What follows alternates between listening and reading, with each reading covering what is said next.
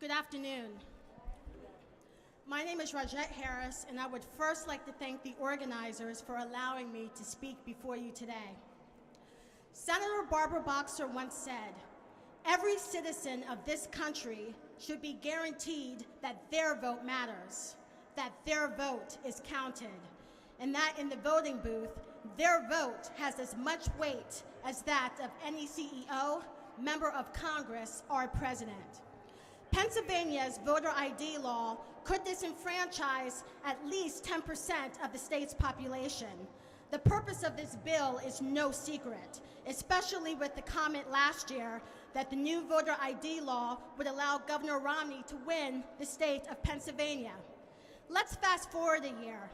Luckily, the law was put on hold and Pennsylvanians voted in record numbers, but we must work hard to ensure that the fundamental right to vote is not taken away just to fulfill a political agenda.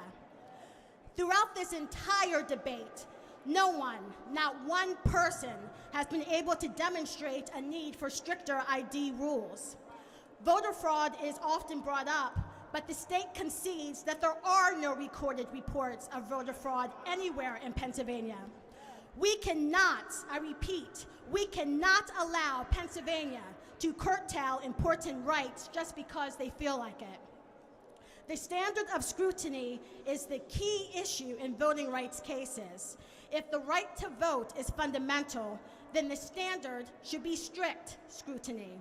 That means the government must show a very important reason before it is allowed to burden the right to vote.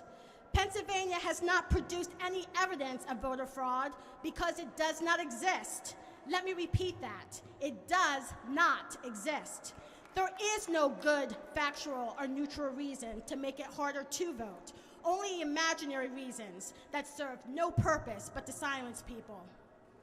My grandparents grew up during a time where literacy tests were used to prevent African Americans from voting.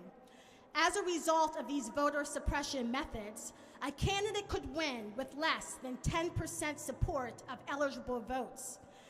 Those restrictions were wrong because they had a racial motive, but they were also wrong because they were undemocratic and un-American.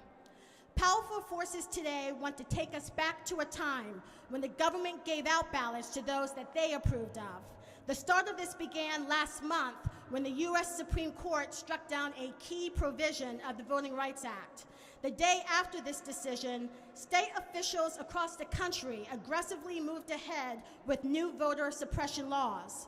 Ladies and gentlemen, this is an ill-omened voyage we are traveling on together.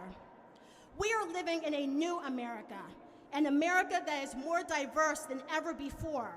We must work hard to ensure that not one American is disenfranchised and has the fundamental right to vote. What many have called for, even before the Supreme Court's decision last month, is an amendment to the U.S. Constitution guaranteeing the right to vote. I propose today an amendment to the Pennsylvania Constitution guaranteeing all citizens the freedom to vote. This would prevent against attempts, such as the Pennsylvania voter ID law, to disenfranchise voters and settle this dispute once and for all. President Abraham Lincoln once said, "Elections belong to the people. It's their decision." The practice where a few political party decision makers decide who is on the ballot, who votes, and ultimately who gets elected must end today.